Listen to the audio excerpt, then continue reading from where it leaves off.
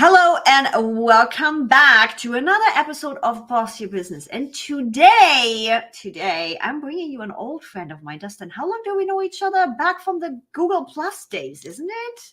Probably since 2011, Holy, 2012. yeah, it's like Something we like that. came across GooglePlus days. That's somehow back in the day how we initially connected. So Yeah. I mean, I'll always remember it was 2011 when Google Plus launched, and that's where I started to meet all my online friends. yeah, Whenever like somebody asks Alton, how long we know each other, I Destiny. just say, 2011.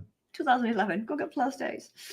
So for everybody that's new around and does not know Dustin, you're an entrepreneur, AI enthusiast, founder of Magai. I always say it Magai. Is it Magai or is it Magai? Magi, like magic. Magai. I like that one. Magic AI, Magi. And if you've been around on my YouTube channel or on Instagram, you have heard about Magai. You started blogging, back in 2011. Mm-hmm. Have since built a successful career as a full-time digital marketing consultant, speaker, and you have created numerous of products, which we're going to talk about, that help digital creators accomplish more. And your most recent product is Magai. And thanks, by the way, for how do they call that? So guys, what I'm trying to say here is Dustin actually gave me how to say it in his submission. So welcome to Evie not having had a second coffee. This is going to be an interesting show today. But yeah, I wanted to have you on because I have been watching you. Back in the day, we were That's chatting. creepy. Of course, everybody knows. Just kidding. You can watch me whenever you want, Evie. Everybody knows I do stalk people. In a good way, not in a creepy way. If it gets creepy, I'm out.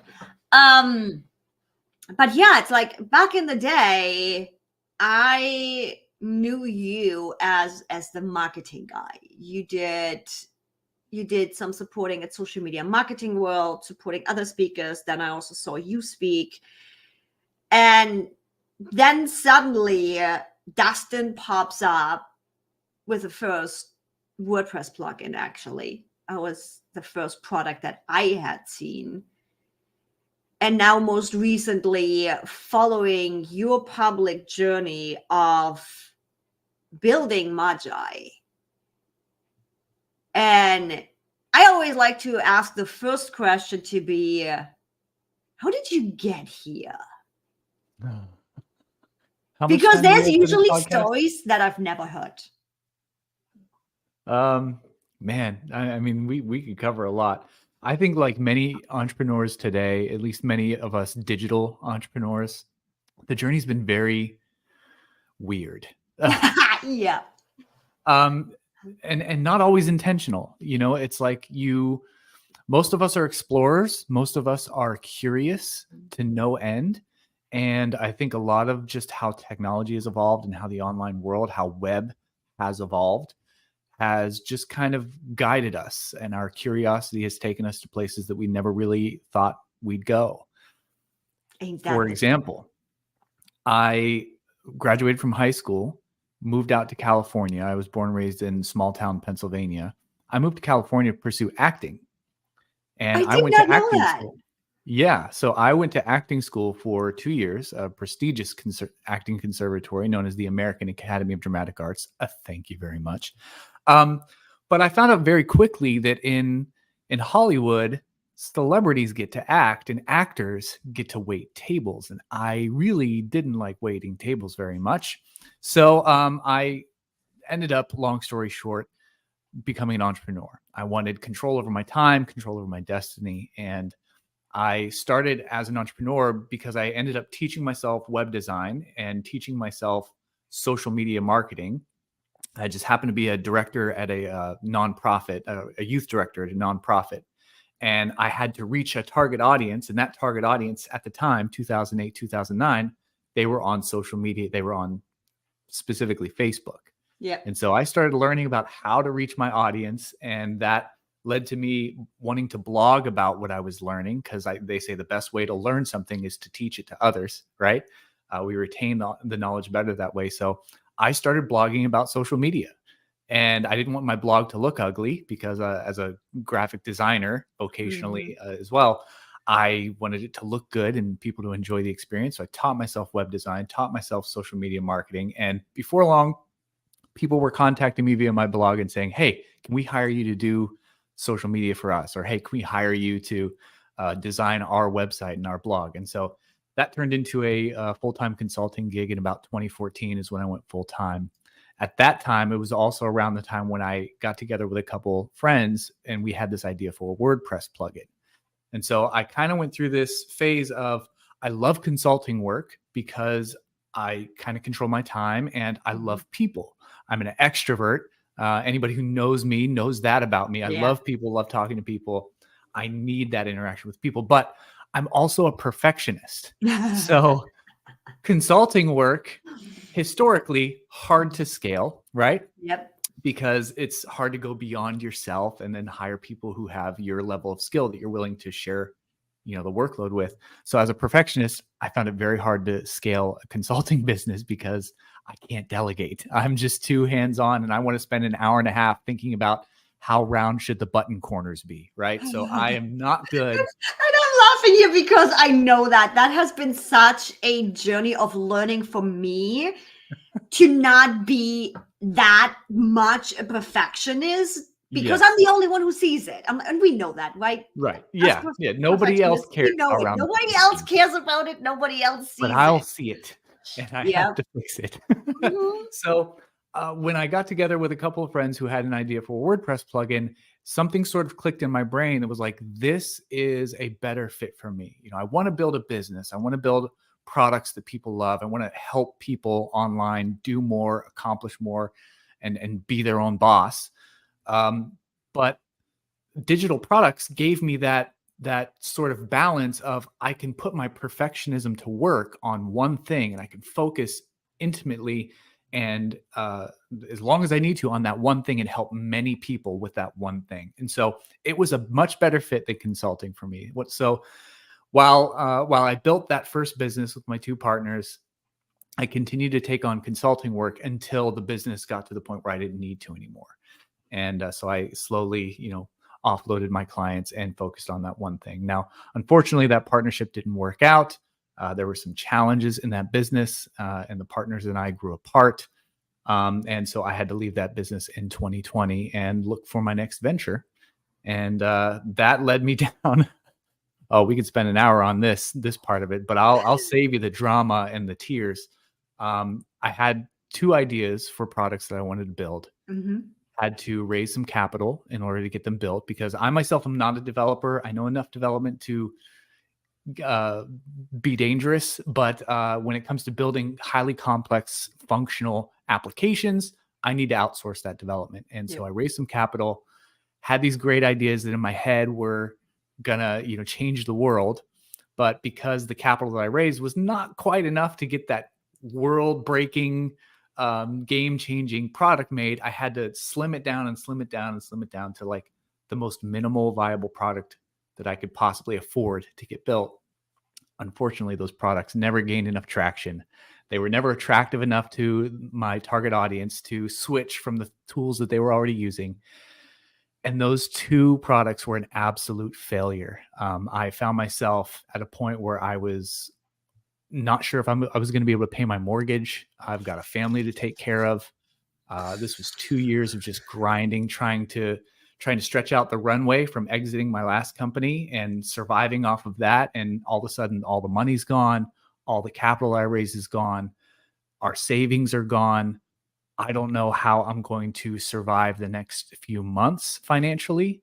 And I was at a place where I just experienced failure after failure after failure after bloody failure. And it got so, I was in the darkest place of my life and just didn't want to even go on anymore. And that's when ChatGPT hit the scene. I've been working with AI for a long time. And you have as well, like all of us in the marketing space, we've been doing the AI stuff for like years now. It's been interesting. I was actually also on a group discussion yesterday evening at my business club downtown talking about AI. And it's been interesting how the general population thinks AI is a new thing. And I'm like, Right. you guys have been using AI without even knowing it. Customer Right. support chats, searches, anything. Yep. It's just becoming this broadly available to us, but you've been using it. Right. Yeah, we've all been using it. And as marketers in particular, we've been hyper aware of using it because there are tools out there that have been helping us with copywriting for the last few years.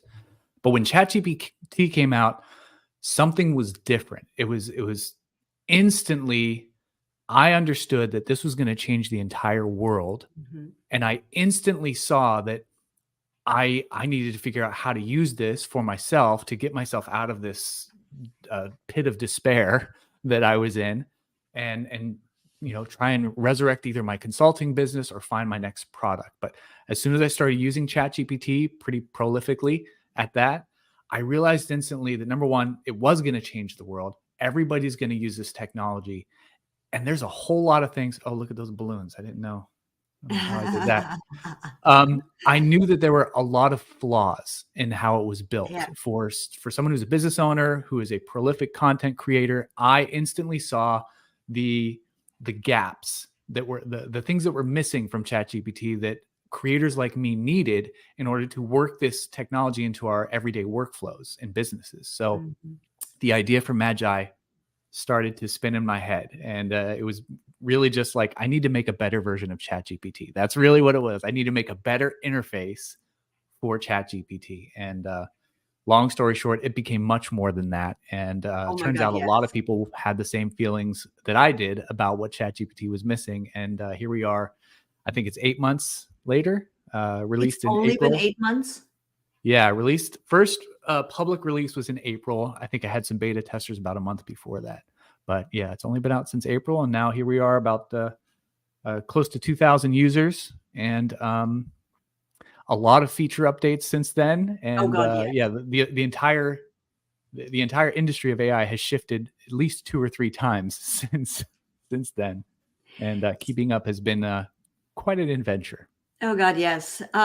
So for everybody listening or watching, Magi is an interface where I can literally use, how many different AIs do we have now between text AIs and visual AIs? It's insane. As of last week, there are 8 chatbot models, and there are, as of yesterday, 4 image models. So for So all it's of you 12 that models in total. are just starting to use AI, first of all, there's 2 different main AIs that are being developed right now, that are being used a lot right now. One of them is the text-based one, meaning it's reading text, it's analyzing text, it's giving you text back. The other one is generating graphics, generating visuals based on your input. And Magi, when you look at it, you say you create a new chat and then you choose. Do you want to use ChatGPT 3.5 or 4? Do you want to use Claude, which, by the way, has become my main AI right now to use? But we also have in Magi available personas right away to go. Yes, ChatGPT finally caught up on that one too and is starting to offer that. But I'm like, for me, why Magi and jumping on early was a no-brainer is because I have all of them available to me.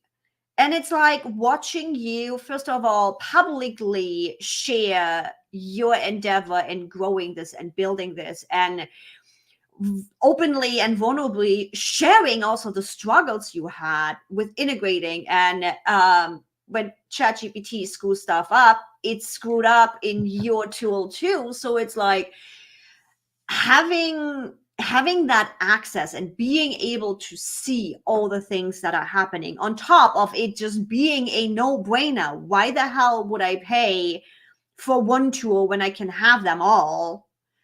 And have the ability to input. I'm like, at some days when I was digging deep, poor Dustin had, like, I don't know how many freaking chat messages every single day in his inbox, because I'm like, dude, that button is getting covered up in that view, and I would like to move this, and can we do this, and can we do that?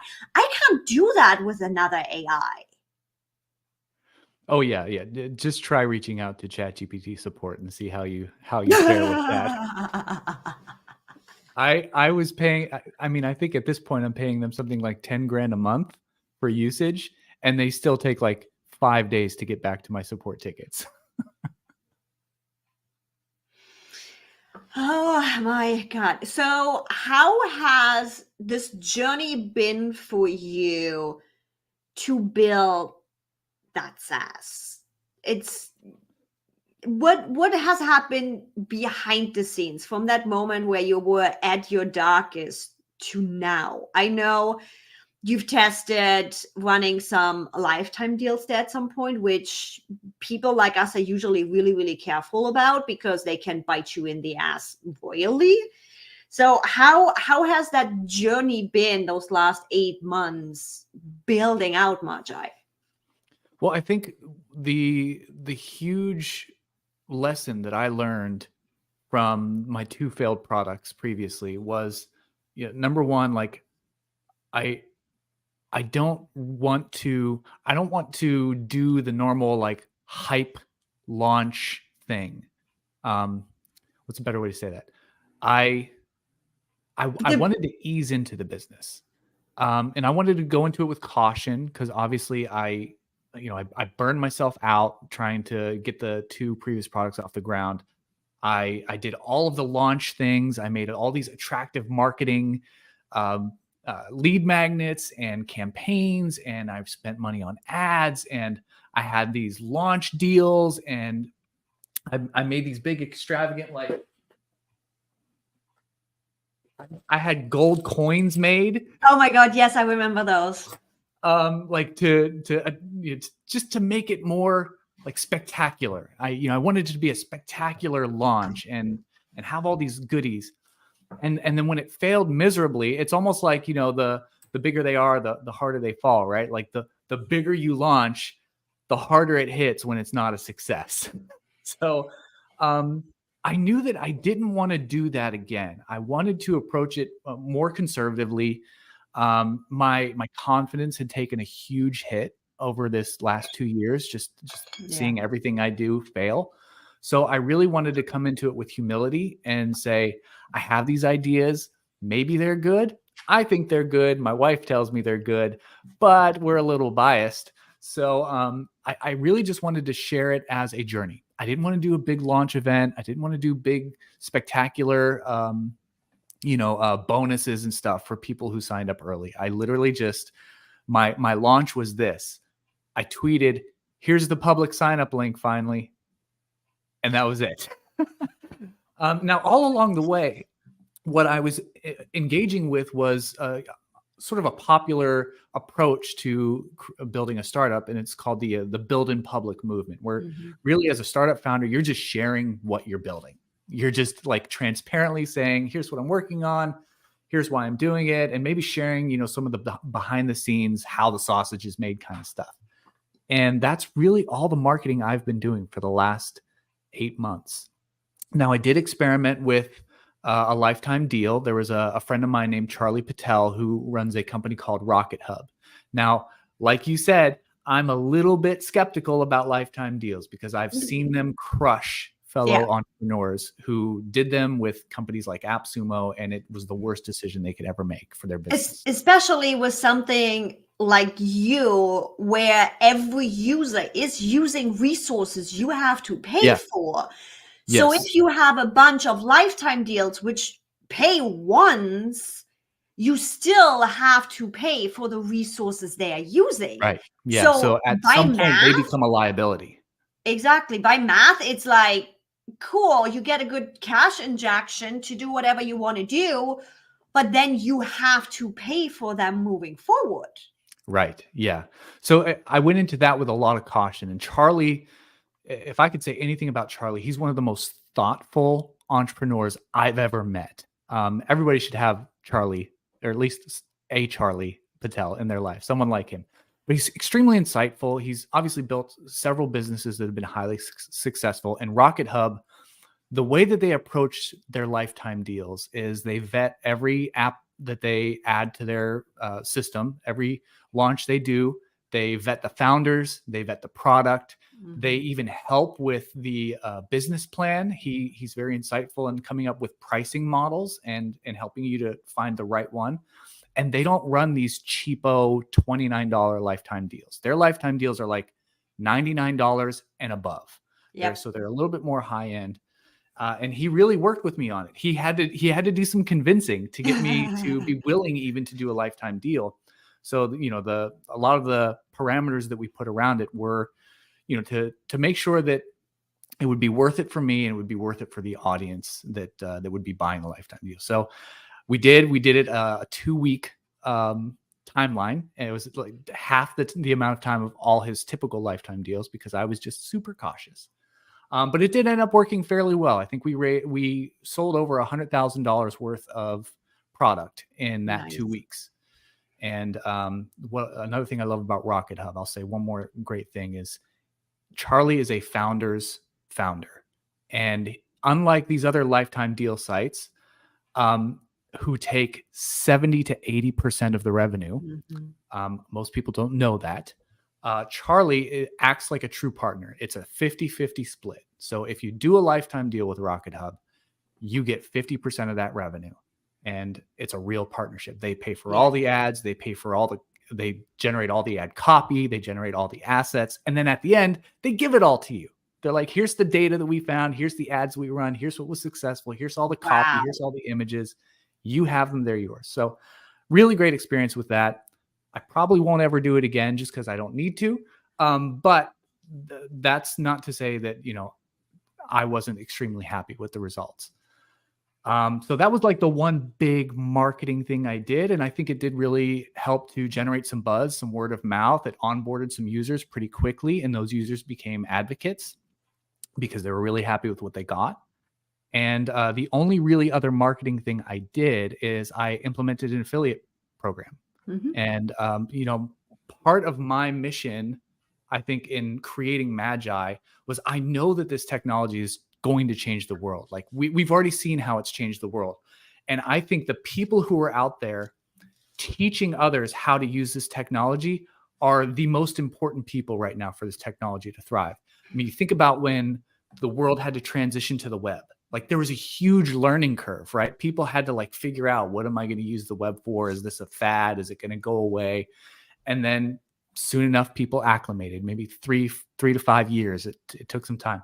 But then the onset of Google, when we switched from like having to have phone books and like actually do physical research and go to a library and find things, right? Google came along and completely changed the paradigm, but still there was this learning curve, right? We had to like figure out, what do we search for? We started, the first thing that everybody was searching for was just like Charlie bit my finger and, you know, funny videos. But like eventually we learned, oh, I can search for local restaurants. I can search for a website that answers my this troubleshooting problem that I have. I can type in a math problem into Google search and get an answer. So we went through this learning curve as a culture, but we didn't really have the prolific amount of teachers that we have now. And I think the only way that this technology is really going to just blitz the marketplace and shorten that curve is with creators who are willing to teach others how to use it. They're willing to like go in there, get their hands dirty, figure it out for everyone else, and teach everyone how to use it. Now, there are thousands of creators out there teaching people how to use ChatGPT. But I know as a creator myself, that it's very hard to make a living by just giving stuff away for free and teaching people for free. And that's what you want to do as a creator because you have a good heart. So I wanted to, as a founder and as a profitable business, I wanted to find a way to pay these creators for sharing good information and teaching people how to use this technology.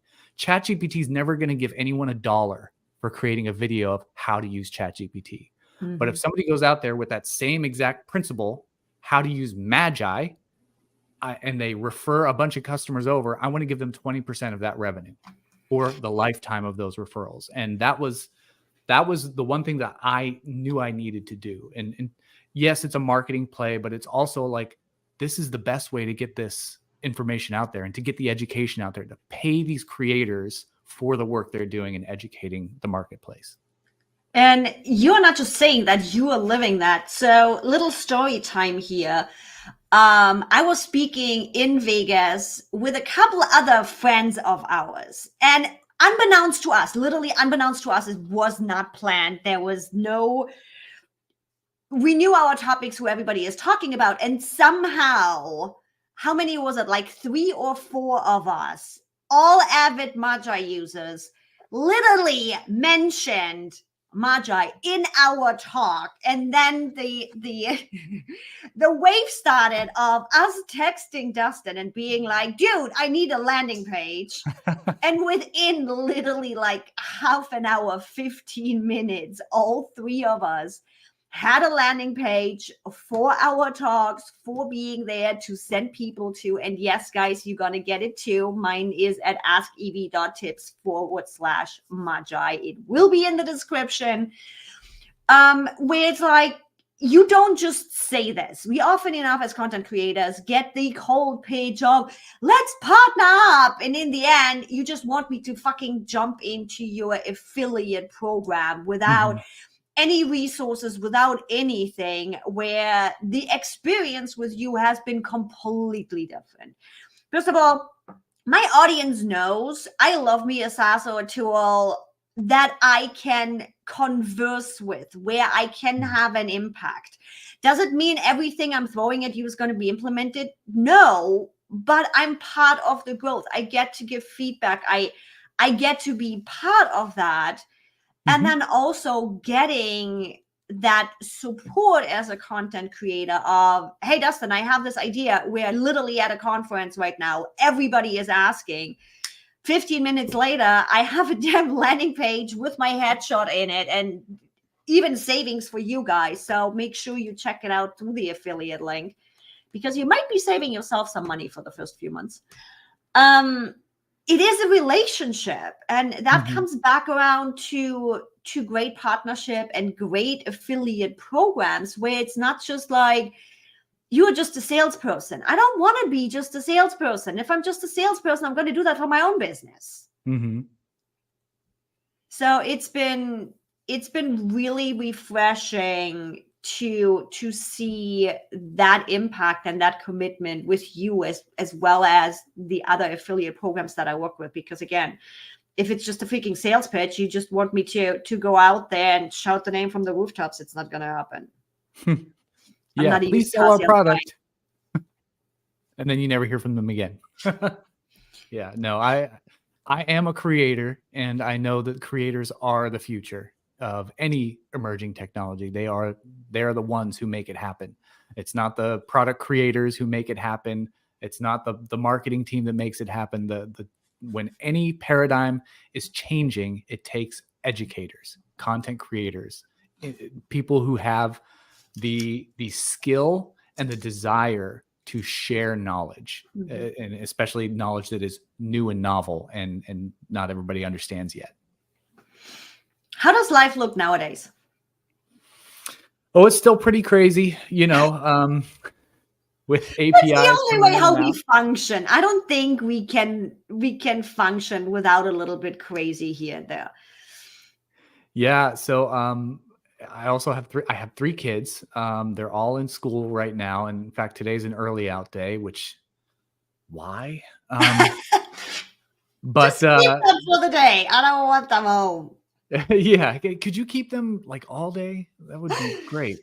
But yeah, trying to be a dad of 3 kids, and my wife, she is a teacher. So she works, she's gone from like 6 o'clock in the morning until 5 o'clock at night. And so, I have to take the kids to school, and then I have to be the one to go pick them up and, make sure that they're all settled and make sure they're all taken care of, while still trying to get in a full work day, trying to run an entire business. So it's a crazy sort of balancing act that you have to try and make. But, and then on top of that, while they are at school, just trying to stay on top of all the emerging changes and all the the things happening in the world of AI and trying to listen to customers, listen to creators, and see, what do you need next and what's not working or what can be better. So there's never a dull moment. There's 2 crises that I had to solve this morning before this call and before I could even take a shower. So, Showers are overrated. What's that? Showers are overrated. They are. Really, they are. Who needs a shower? I do after a day like today. Oof, yeah. I'm more of a bath person after a crazy day. Yeah. For anybody out there that is considering going into a product-based business or SaaS, do you have one tip that they potentially should pay attention to, or that big lesson that you had? Yeah, I mean, the big lesson is you have to be so obsessed with talking with your target customer and be willing to throw every one of your ideas away if it doesn't fit the customer's needs. One of the reasons that I think the first 2 products failed, I mean, number one, I didn't have enough cash to build the thing that I wanted to build. But on top of that, when I whittled down the minimum viable product to what I could afford to build, it was based on what I thought the customer needed, how I thought it should be. Now, to a degree, I am a bit of a Steve Jobs in that, you can't ask people what they need because they don't often know what they need. Mm-hmm. But if you talk to them enough, you can intuitively understand what they need. But you can't understand what they need unless you talk to them, unless you really spend the time getting to know them, their workflows, their daily struggles, their problems, their goals. And if you don't spend the time talking to the customer, you can have all these great ideas in your head that ultimately fail because they don't connect to your target audience's wants and needs. So the big lesson is talk to your target audience and be willing to throw out every idea that you have in exchange for the ones that they actually want or need. So. And with that, oh God, I feel that. That's where some ego comes in, and you need to put your own ego aside. It does, especially as creatives. Like I'm an artist. I'm a creative. I'm also a bit analytical in my own head, and we get so attached to these ideas. We love our ideas. They're our babies, right? Our products, our business, it's our baby, and we want to just drive forth with what we came up with, and we can get so blinded by that and completely ignore what our audience is telling us, and that can be a real downfall for a lot of products. It reminds me a little bit of raising a child. Not that I'm a parent, but I often see parents having a certain vision for their children. Mm-hmm. But they do have their own mind and their own personality. Mm-hmm. And at some point, you're either going to drive them away by pushing them the direction you want them to go, or you need to let go of your perception and let them be. Absolutely. And with that deep knowledge, guys, I'll send you off. Thanks so much for joining us. Again, as always, all of Dustin's links, as well as my affiliate link for Magai with your savings, are in the description. Pop on in the comment section, leave a review, let me know, and let Dustin know what you think about Magai, what you are using it for. And I'll see you in the next episode of Boss Your Business next week. Bye, everybody.